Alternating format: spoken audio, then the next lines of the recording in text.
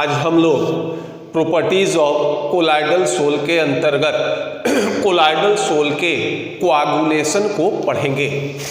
देखिए, आज इसके पहले वाले वीडियो में हम लोग ये कहे थे कि कोलाइडल पार्टिकल पर चार्ज आइदर पॉजिटिव होता है और निगेटिव होता है, और इसी चार्ज के कारण कोलाइडल पार्टिकल पर जब समान आवेश होते हैं तो इनके बीच विकर्षण का बल कार्य करता है और ये एक दूसरे को विकर्षित करते हैं, और जिसके कारण कोलाइडल सॉल्यूशन का अस्थायित्व होता है।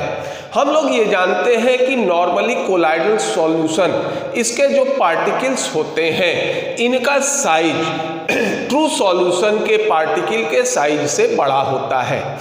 अब अगर मान लो हम किसी भी विधि से कोई ऐसा विधि हो जिसमें कोलाइडल सोल के जो पार्टिकल्स थे जिस पर चार्ज था, हम उस चार्ज को क्या कर दें, ये क्या करें, डिस्चार्ज कर दें।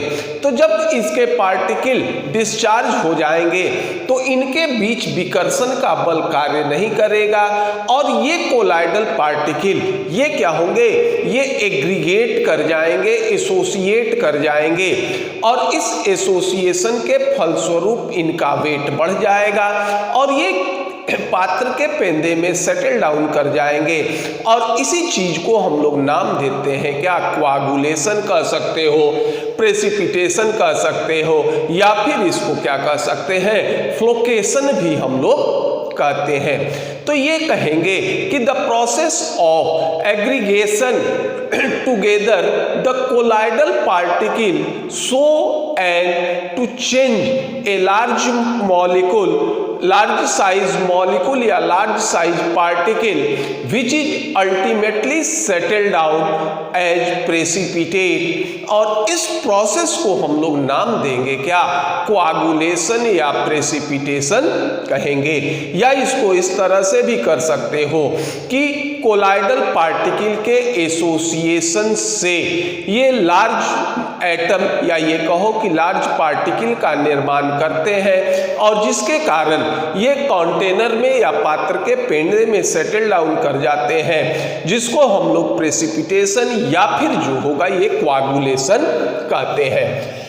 तो इसको हम ये डिफाइन कर सकते हैं कि the process of aggregation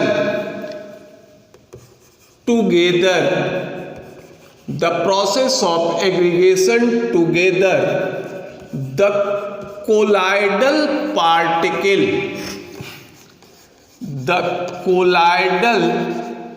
particles so as to change them into large sized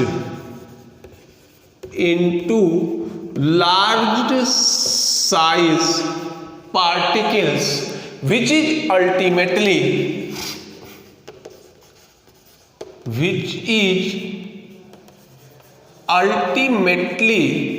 settled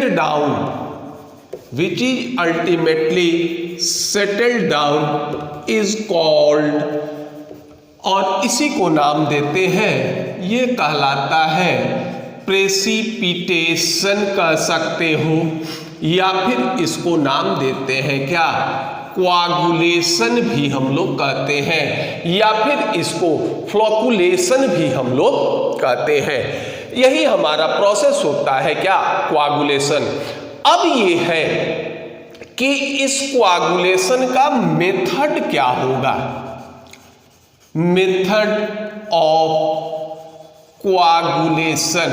देखिए, जो कोलाइडल पार्टिकल पर चार्ज थे, इस चार्ज को अगर हम डिस्चार्ज कर दें, चाहे किसी भी विधि से कर दें, तो जैसे ही चार्ज को हम डिस्चार्ज करेंगे ये क्या हो जाएंगे, ये प्रेसिपिटेट कर जाएंगे। तो इसी को हम लोग नाम देंगे, जितने भी विधि से हम कोलाइडल पार्टिकल के चार्ज को डिस्चार्ज कर देंगे वो सारे के सारे विधि क्या होंगे, मेथड ऑफ कोआगुलेशन के अंतर्गत आएंगे।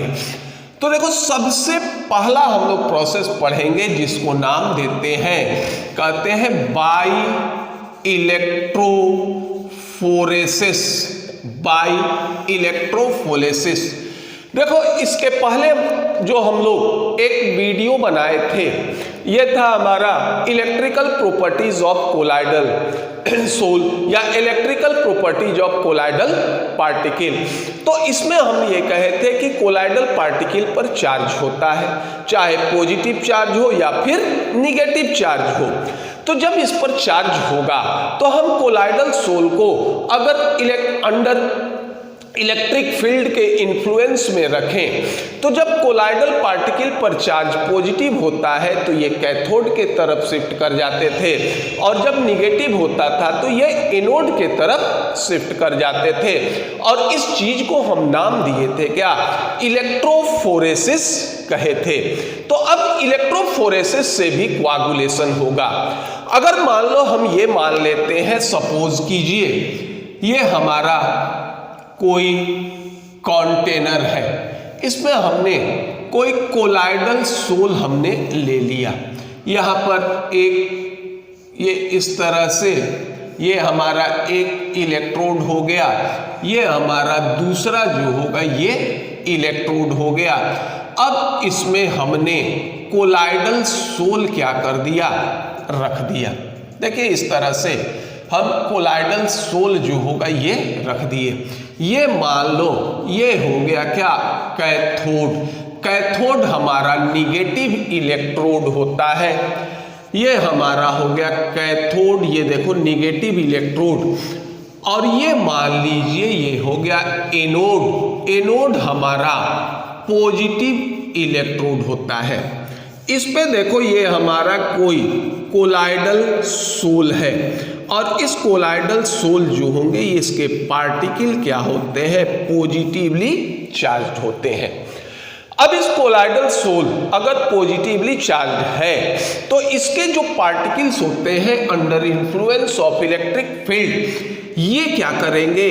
ये कैथोड के चारों तरफ क्या हो जाएंगे? ये शिफ्ट कर जाएंगे। और इसी प्रोसेस को देखो हम नाम दिए थे क्या? ये इलेक्ट्रोफोरेसिस कहे थे। अब ये हो जाएगा, ये हो जाएगा, ये होगा तुम्हारा पॉजिटिवली चार्ज्ड कोलाइडल पार्टिकल, ये होंगे। अब जो कैथोड के तरफ शिफ्ट करेंगे, तो जब ये कैथोड के तरफ शिफ्ट करेंगे तो ये इलेक्ट्रॉन का गेन करके क्या होंगे? ये डिस्चार्ज होने लगेंगे। क्योंकि कैथोड के तरफ क्यों शिफ्ट करेंगे? क्योंकि कैथोड हमारा निगेटिव इलेक्ट्रोड होता है, ये सोर्स ऑफ इलेक्ट्रॉन, यहां से इलेक्ट्रॉन आएंगे। तो ये पॉजिटिवली चार्ज पार्टिकल इलेक्ट्रॉन का गेन करेंगे और न्यूट्रलाइज हो जाएंगे। और जब ये न्यूट्रलाइज होंगे तो इसके पार्टिकल क्या होंगे? ये एसोसिएट करेंगे, एग्रीगेट करेंगे, और जिसके कारण इसका आकार बढ़ जाएगा और ये क्या करेंगे? ये प्रेसिपिटेट कर जाएंगे, या ये कहो कि ये कोआगुलेट कर जाएंगे। तो इसमें ये कह सकते हैं कि अंडर इन्फ्लुएंस, सीधा ये कहो कि under influence of electric field colloidal particle discharged and get precipitated,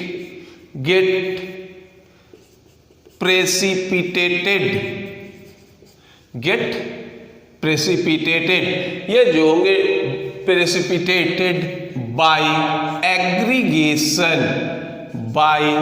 aggregation, ये जो होगा प्रेसिपिटेट कर जाएंगे किसके? एग्रीगेशन के द्वारा या एसोसिएशन के द्वारा। ये इसका एक प्रोसेस होता है, ये मेथड ऑफ कोआगुलेशन। और चार्ज के डिस्चार्ज का और भी विधि होता है। जैसे मान लो ये होता है by mutual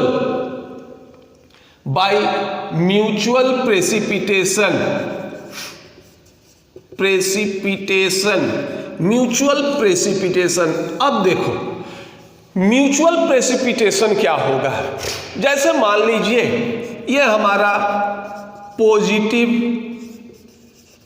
charge colloidal soul, ठीक है, ये होगा, जैसे मान लो ये हो गया FeOH3 फेरिक हाइड्रोक्साइड का soul.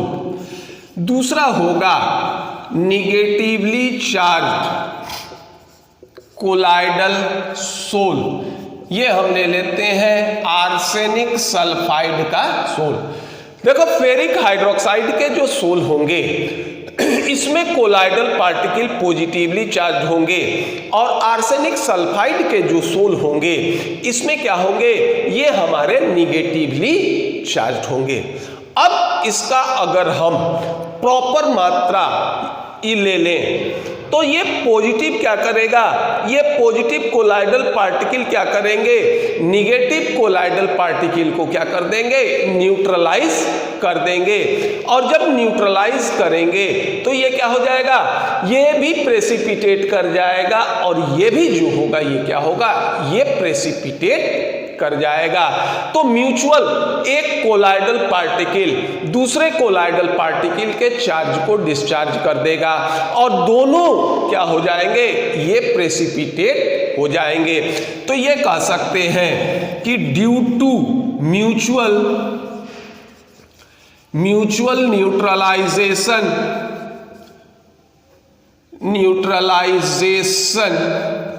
Of charge on colloidal particles both colloidal sol क्या होगा, गेट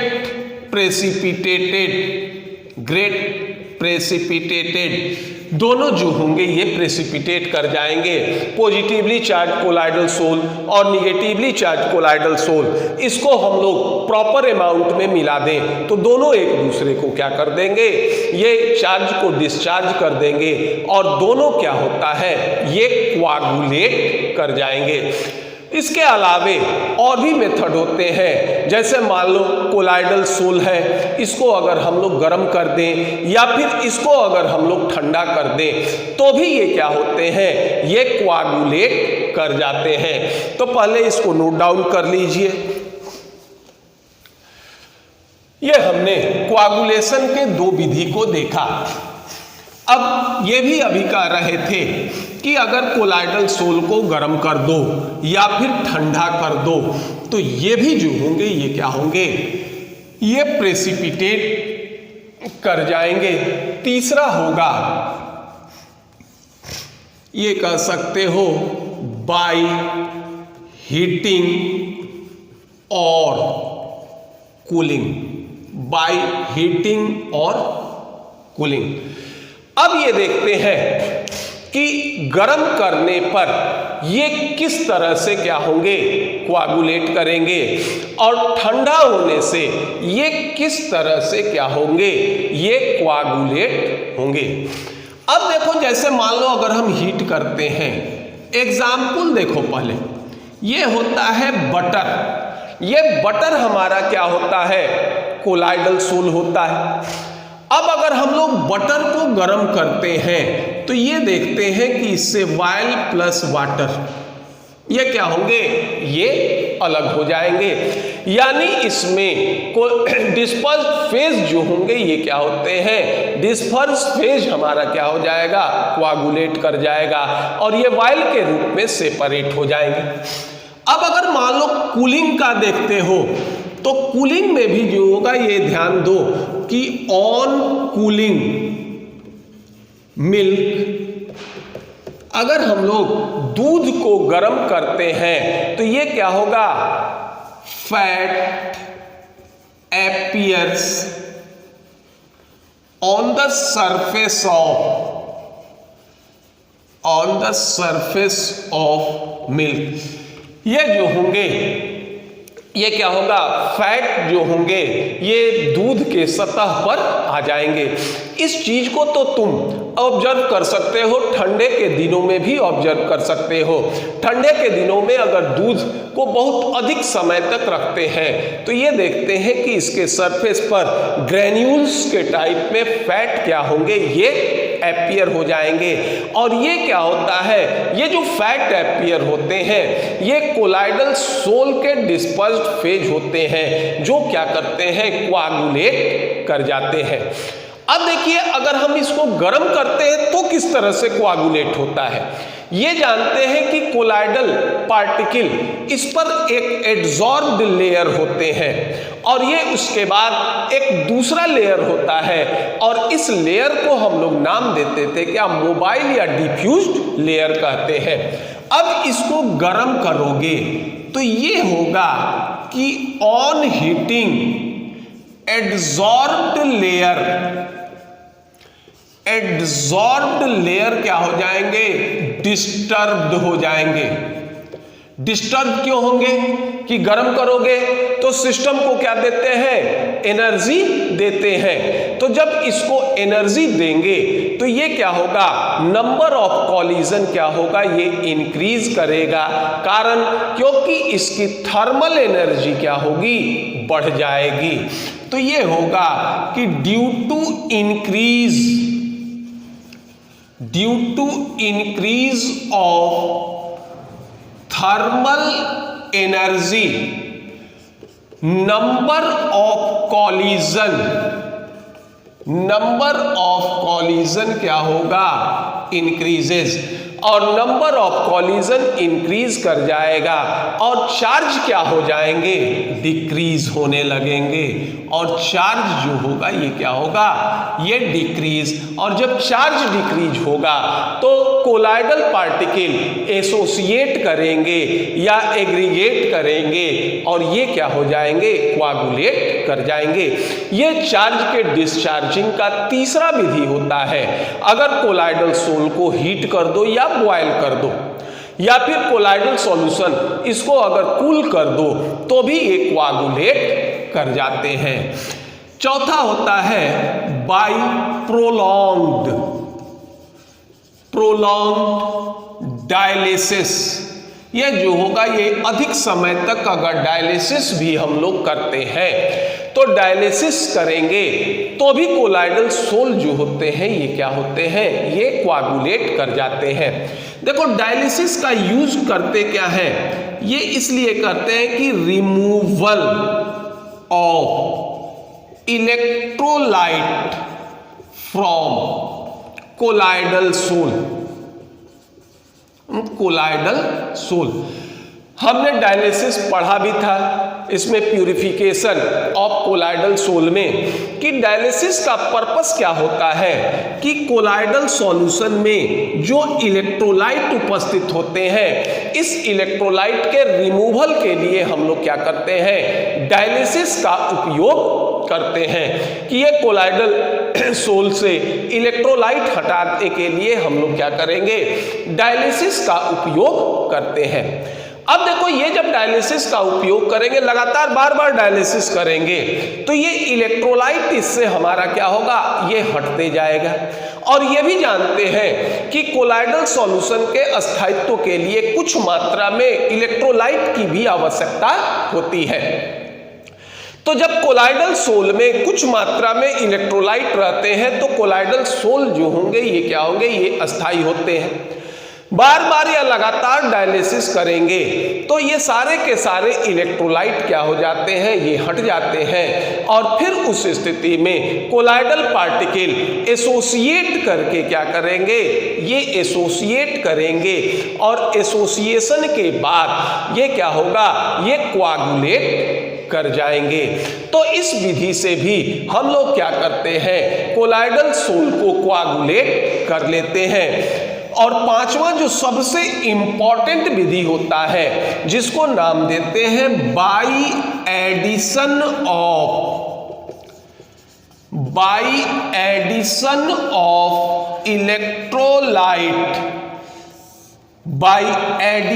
ऑफ इलेक्ट्रोलाइट इलेक्ट्रोलाइट के एडिशन से।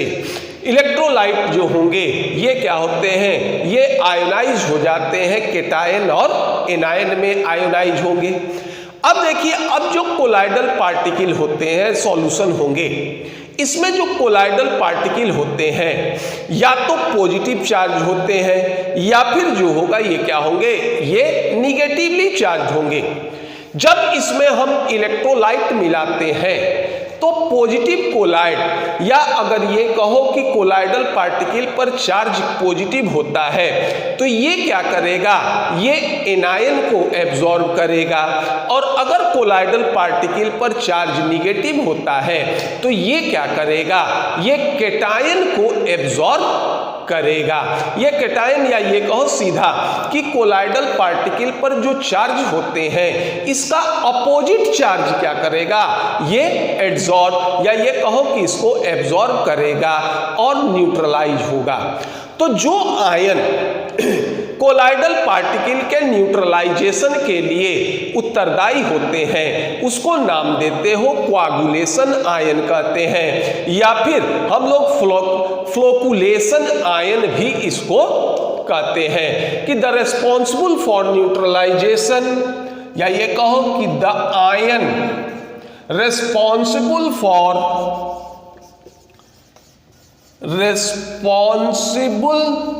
for neutralization of charge, for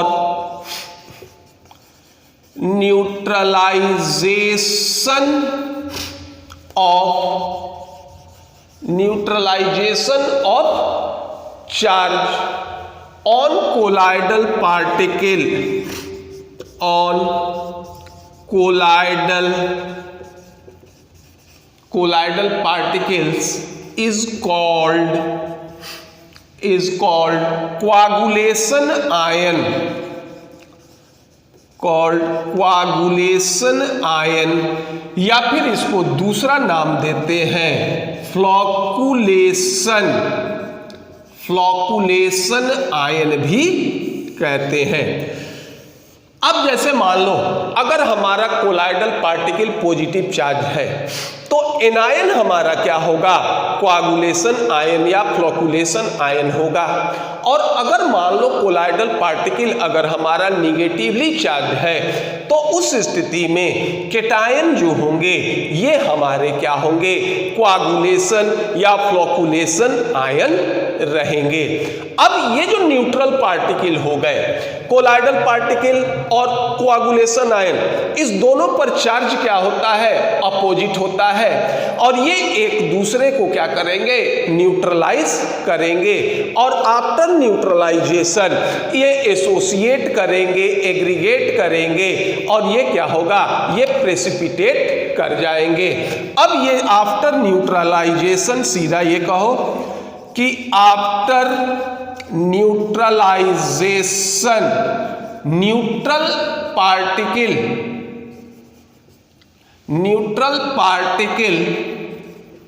particles settle down and coagulate। ये जो होंगे न्यूट्रल पार्टिकल क्या होंगे, ये सेटल डाउन कर जाएंगे या और कोआगुलेट कर जाएंगे। अब पहले इसको नोट कर लीजिए।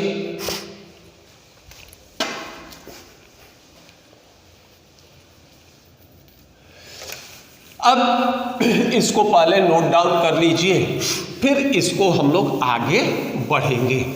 अभी तक जो इसका सबसे मेन मेथड होता है बाय एडिशन ऑफ इलेक्ट्रोलाइट, इसमें हमने अभी ये देखा कि जो कोलाइडल पार्टिकल पर चार्ज होंगे इसके अपोजिट जो चार्ज कोलाइडल पार्टिकल को न्यूट्रल करने के लिए उत्तरदायी होते हैं उसको हम नाम देते हैं कोआगुलेटिंग आयन या फिर फ्लोकुलेशन आयन कहते हैं। और ये फ्लोकुलेशन आयन या कोआगुलेशन आयन कोलाइडल पार्टिकल को न्यूट्रलाइज करेंगे और ये सेटल डाउन कर जाएंगे, और सेटल डाउन करने से ये कोआगुलेट कर जाएंगे।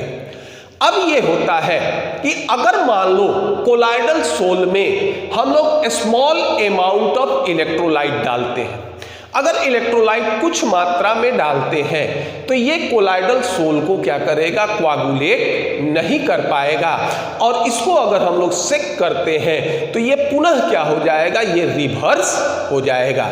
जैसे मान लो कुछ मात्रा में हमने इलेक्ट्रोलाइट डाला, अब ये कुछ सेटल डाउन करेगा या कोआगुलेट करेगा। अब इसके सॉल्यूशन को या तो आपसे ये जो होगा ये सेक कर दीजिए, तो फिर कोलाइडल सोल का निर्माण हो जाएगा।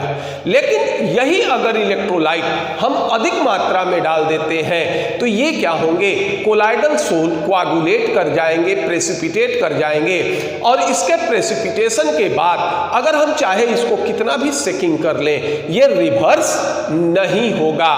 तो ये कहते हैं कि अगर मान लो हम लोग इसमें स्मॉल अमाउंट ऑफ इलेक्ट्रोलाइट, अगर मान लो हम इसमें कुछ मात्रा में इलेक्ट्रोलाइट डालते हैं, तो अगर कुछ मात्रा में हम अगर इसमें इलेक्ट्रोलाइट डालेंगे तो ये जो होंगे ये कोआगुलेट हो जाएंगे, और जब इसको सेक करते हैं तो ये पुनः जो होगा ये रिवर्स होगा।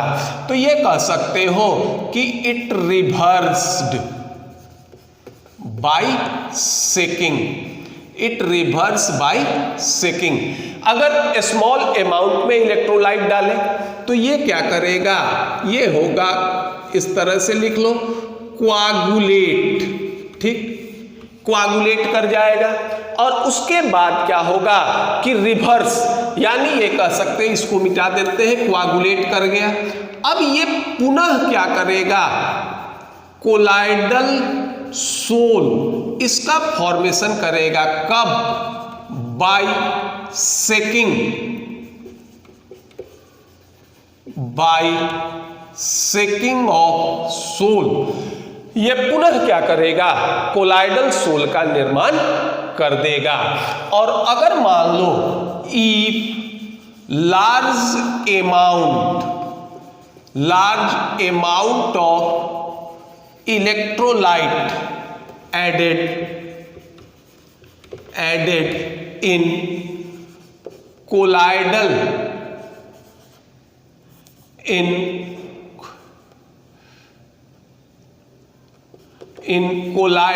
soul, it precipitates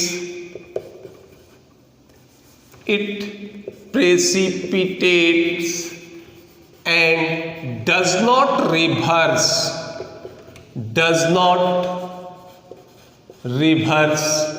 by shaking of sol. ये जो होगा ये पुनः रिवर्स नहीं होगा, यानी प्रेसिपिटेट का प्रेसिपिटेट ही रह जाएगा, ये फिर कोलाइडल सोल में कन्वर्ट नहीं होगा। अब ये तो इसकी ये प्रोसेस होगी। अब ये कहते हैं कि जो अपोजिट चार्ज आयन इलेक्ट्रोलाइट के आयन थे, ये हमारा क्या होता है, ये हमारा क्या कहलाता है, कोआगुलेटिंग या फिर फॉकुलेशन आयन भी इसको कहते हैं।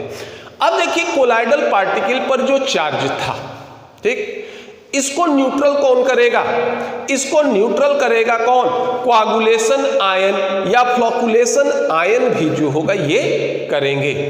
तो किसी भी कोलाइडल सोल को अगर प्रेसिपिटेट करने के लिए जितना मिनिमम अमाउंट चाहिए या मिनिमम अमाउंट ऑफ इलेक्ट्रोलाइट जिसका कंसिडरेशन हम मिली मोल में करेंगे, वो उस इलेक्ट्रोलाइट का कोआगुलेशन वैल्यू या फिर फ्लोकुलेशन वैल्यू कहलाएंगे। क्योंकि न्यूट्रल कौन करेगा, कोआगुलेशन आयन करेंगे या फॉकुलेशन, ये जो होगा, या फिर फॉकुलेशन आयन करेंगे। अब इसकी मिनिमम मात्रा जो कोलाइडल सोल को कंप्लीट कोआगुलेट कर दे, इसको हम लोग कहेंगे क्या, कोआगुलेशन वैल्यू या फ्लोकुलेशन वैल्यू हम लोग कहेंगे। तो ये होता है कि कोआगुलेशन वैल्यू, या फिर दूसरा ये होता है, ये हम लोग flocculation flocculation value, coagulation value या फ्लोकुलेशन वैल्यू, ये क्या होगा? तो इसको कहोगे कि the minimum amount of electrolyte, ये होगा the minimum amount of electrolyte. देखो इसको कंसीडर किस चीज में करेंगे? ये कंसीडर होगा तुम्हारा किसमें? मिली मोल में कंसीडर करेंगे। Mole into 10 to the power -3 that must be added to, that must be added to a colloidal solution, a colloidal sol, so as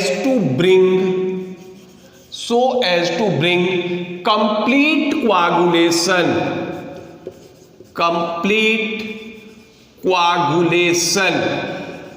और इसको हम लोग नाम देंगे क्या?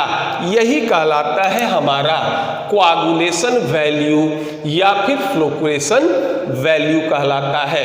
अगर मान लो कोई इलेक्ट्रोलाइट है, इसका कोआगुलेशन वैल्यू क्या होगा?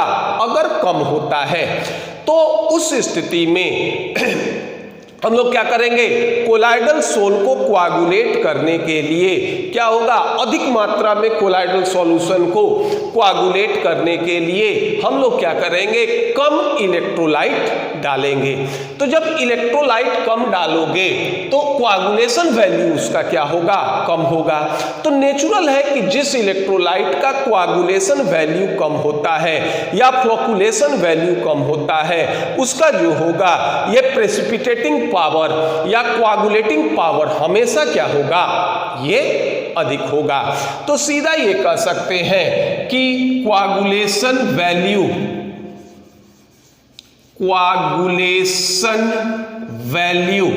या इसका दूसरा नाम होता है ये फ्लोकुलेशन वैल्यू, ये इनवर्सली प्रोपोर्शनल हो जाएगा किसके? ये हो जाएगा कोआगुलेशन पावर, ये हो जाएगा कोआगुलेशन पावर, या फिर इसको नाम दे सकते हो प्रेसिपिटेशन पावर। इसका इनवर्सली प्रोपोर्शनल हो जाएगा।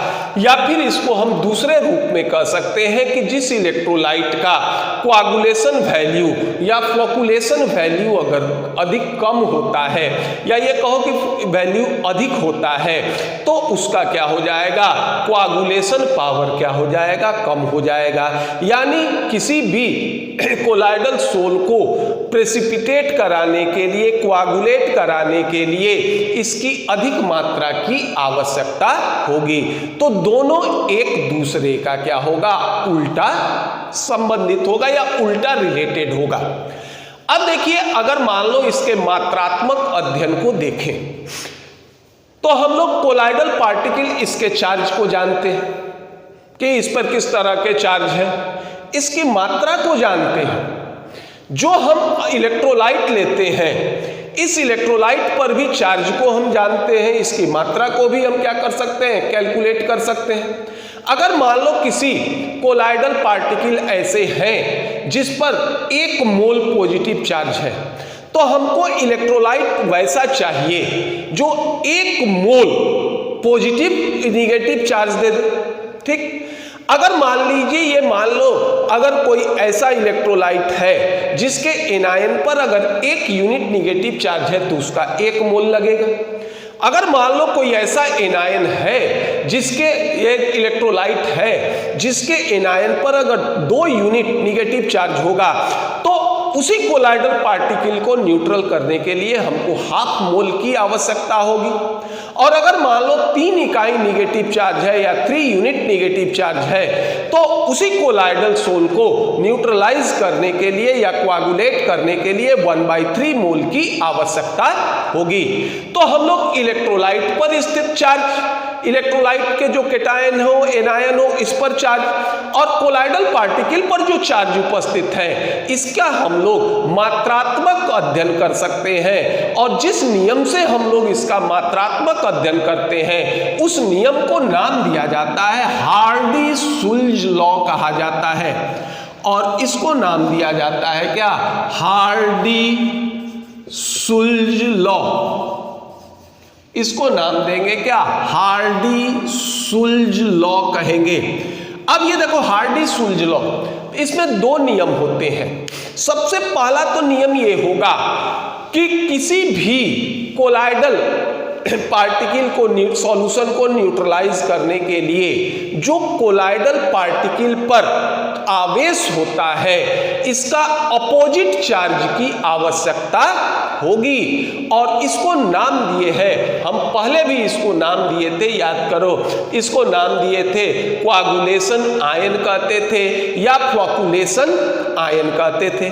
और दूसरा ये नियम होगा कि जितना कोआगुलेशन आयन या फ्लोकुलेशन आयन की वैलेंसी होगी, संयोजकता होगी, उतना अधिक जो होगा इसका क्या होगा? कोआगुलेशन पावर होगा, या फिर वो उतना अधिक जो होगा इसको कोआगुलेट करेगा। यही दो हमारा क्या होता है? हार्डी-सुल्ज लॉ होता है। ये जो पहला नियम ये कहेंगे कि the effective ion of the electrolyte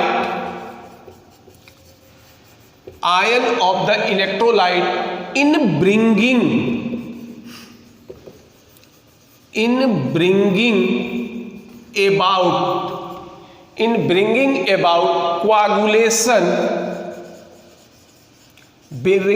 about coagulation are those which carry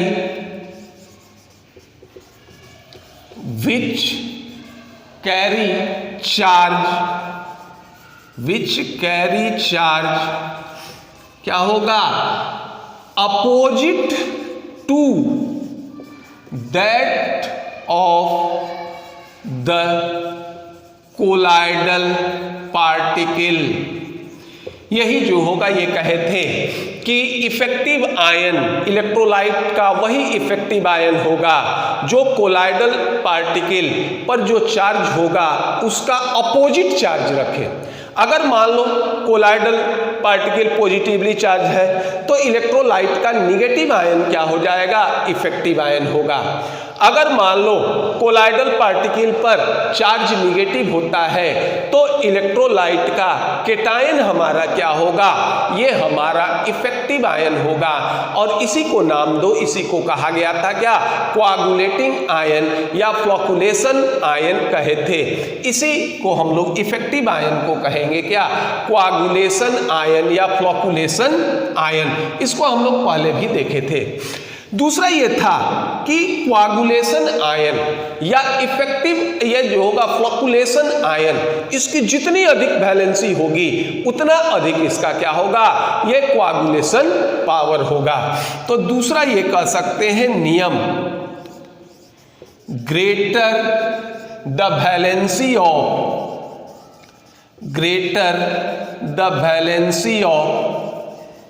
coagulation, greater the valency of coagulation ion, greater is its power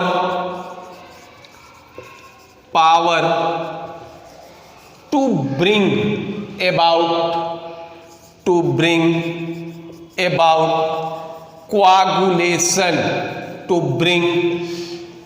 about coagulation, ये हमारा क्या होगा? हार्डी-सुल्ज का नियम होगा। तो पहले इसको नोट डाउन कर लीजिए, फिर इसको हम लोग आगे बढ़ाते हैं। हमने हार्डी-सुल्ज के नियम में पहला नियम ये देखा कि इफेक्टिव आयन वो होंगे जो कोलाइडल पार्टिकल पर जो चार्ज होता है उसका अपोजिट आयन होगा। और दूसरा ये देखे थे कि जो इफेक्टिव आयन थे, जिसको हम लोग कोआगुलेशन आयन या फ्लोकुलेशन आयन कहते थे, इसकी जितनी अधिक वैलेंसी होगी उतना अधिक क्या होगा, वो आसानी से कोआगुलेट करेगा या फिर उसका पावर क्या होगा, कोआगुलेशन का अधिक होगा। जैसे मान लो एग्जाम्पल में लेते हैं, फॉर पॉजिटिवली चार्ज्ड कोलाइडल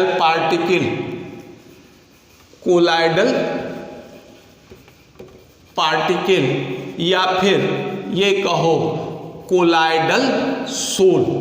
मान लो पॉजिटिव कोलाइडल सोल है, यानी इसका पॉजिटिव क्या हो जाएगा, कोलाइडल पार्टिकल क्या होंगे, ये पॉजिटिवली चार्ज होंगे। तो इफेक्टिव आयन क्या होगा हमारा, एनायन होगा। इफेक्टिव आयन एनायन होगा तो जितना अधिक, जैसे मान लो ये हो गया FeCN6 4-, ठीक, और इस पे 4 यूनिट नेगेटिव चार्ज है, तो ये क्या होगा, इससे सबसे आसानी से ये क्या करेगा, ये कोलाइडल सोल को प्रेसिपिटेट कराएगा। इसके बाद क्या हो जाएगा, मान लीजिए PO4 3-, इसके बाद चलो ये हो जाएगा SO4 2-, इसके बाद चलो ये हम ले लेते हैं क्या, Cl-, ये इसका सीक्वेंस होगा। दूसरा स्थिति ये भी तो हो सकता है, for negatively charge colloidal sol, या फिर जिसका कोलाइडल पार्टिकल निगेटिव हो, तो इफेक्टिव आयन क्या हो जाएगा, ये हमारा केटायन हो जाएगा। तो इफेक्टिव आयन केटायन होगा तो इसका सीक्वेंस देखो, Al3+, मान लो ये हो गया Ba2+, ये मान लो सपोज करो ये ले लो Na+, ये इसका क्या हो जाएगा, ये क्रम हो जाएगा। अब हार्डी-सुल्ज को थोड़ा और जो होगा ये आगे बढ़ाते हैं। हार्डी-सुल्ज में हमने ये देखा था कि जिसका कोआगुलेशन वैल्यू क्या होता है, कोआगुलेशन वैल्यू या फ्लोकुलेशन वैल्यू ये अधिक होता है, इसका प्रेसिपिटेशन पावर या फिर ये कहो कोआगुलेशन पावर हमारा क्या होगा, कम होगा। तो ये कहे थे, याद कीजिए, कोआगुलेशन और फ्लोकुलेशन वैल्यू ये इनवर्सली प्रोपोर्शनल क्या होता है, ये हो जाएगा 1/प्रेसिपिटेशन पावर और कोआगुलेशन पावर, प्रेसिपिटेशन पावर या कोआगुलेशन पावर के। अब इसका देखिए हम कुछ एग्जाम्पल लेते हैं। जैसे मान लो ये हो गया फॉर निगेटिव सोल, अगर कोलाइडल सोल हमारा निगेटिव है, हमने यहाँ इलेक्ट्रोलाइट लिया, देखिए हमने यहाँ ये क्या ले लिया, इलेक्ट्रोलाइट। चलो इलेक्ट्रोलाइट में हमने लिया, मान लो NaCl लिया, सोडियम क्लोराइड, ये हो जाएगा क्या, KCl ले लिया, HCl ले लिया, ये हो जाएगा क्या, MgCl2 ले लिया, ये होगा BaCl2 ले लिया और AlCl3 ले लिया। अब देखिए ये चूंकि सोल हमारा निगेटिव है तो केटायन हमारा क्या हो जाएगा, इफेक्टिव हो जाएगा, आयन होगा। इसका केटायन हो गया Na+, ये हो गया K+H+, ये हो जाएगा Mg2+, Ba2+, और ये हो जाएगा Al3+। अब मान लो, अब ये लिखते हैं कोआगुलेशन, ये होगा मान लीजिए कोआगुलेशन वैल्यू।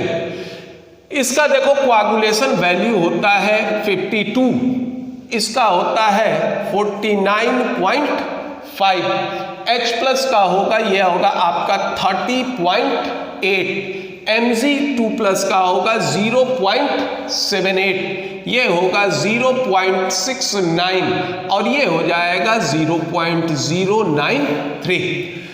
अब देखो ये कहे थे कि अगर कोआगुलेशन फ्लोकुलेशन वैल्यू अगर कम होगा तो जिसका फ्लोकुलेशन वैल्यू सबसे कम होगा उसका कोआगुलेशन पावर क्या होगा, सबसे अधिक होगा। यानी AlCl3 ये क्या करेगा, सबसे आसानी से निगेटिव सोल को क्या करेगा, प्रेसिपिटेट कर देगा। उसके बाद क्या हो गया, ये Ba2+। ठीक, अब देखिए यहां एक चीज देखो, हमने ये कहा था कि सेकेंड लॉ ऑफ हार्डी-सुल्ज कि अगर मान लो इफेक्टिव आयन पे जितना चार्ज की वैलेंसी होगी उतना जो होगा उसका क्या होगा, कोआगुलेशन पावर होगा। अब देखिए इस तीनों में क्या होता है, चार्ज क्या है, समान। इसमें भी जो होगा ये चार्ज समान है। तो जब चार्ज समान है तो इसका कोआगुलेशन वैल्यू क्या होना था, समान होना था।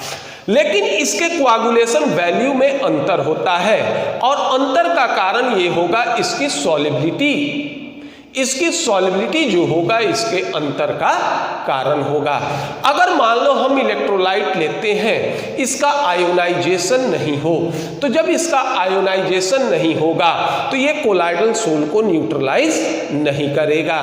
तो ये कहते हो कि कोआगुलेशन वैल्यू ये क्या होता है, ये प्रेसिपिटेशन पावर या कोआगुलेशन पावर जो होते हैं इसका क्या होगा, ये उल्टा समानुपाती होगा। इसके सहायता से देखिए हम लोग एक और चीज जो होगा ये निकाल सकते हैं। अब ये दोनों एक दूसरे का उल्टा समानुपाती है। अब हम लोग करते हैं क्या है, दो इलेक्ट्रोलाइट में तुलना करते हैं। तो दो इलेक्ट्रोलाइट में तुलना करते हैं, एक को हम इलेक्ट्रोलाइट नंबर 1 मान रहे हैं, दूसरे को इलेक्ट्रोलाइट नंबर 2 मान रहे हैं।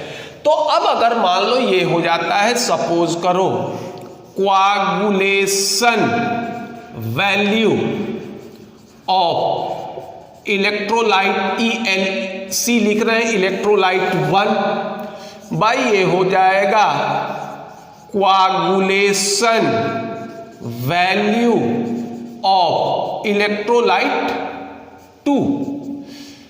ये बराबर किसके हो जाएगा, दूसरा हमारा था कोआगुलेशन पावर, तो ये होगा कोआगुलेशन पावर ऑफ इलेक्ट्रोलाइट 2 बटा ये हो जाएगा कोआगुलेशन पावर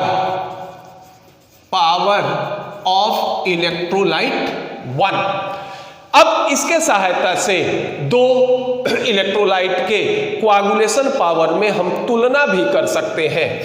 जैसे मान लो एज फॉर एग्जाम्पल ये इलेक्ट्रोलाइट 1, ठीक, इलेक्ट्रोलाइट 1 हम ले लेते हैं क्या, ये ले लो AlCl3 और इलेक्ट्रोलाइट 2 ले लेते हैं, ये हमारा क्या हो गया NaCl, ठीक है।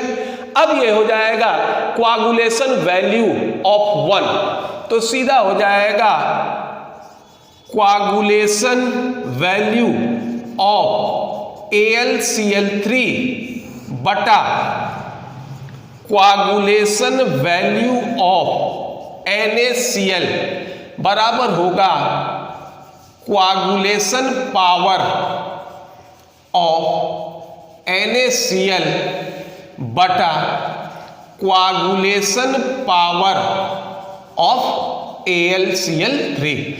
कोआगुलेशन वैल्यू ऑफ ये हो जाएगा AlCl3 0.093 बाई 52, ये होगा कोआगुलेशन पावर ऑफ NaCl बटा coagulation power of AlCl3, coagulation power of AlCl3।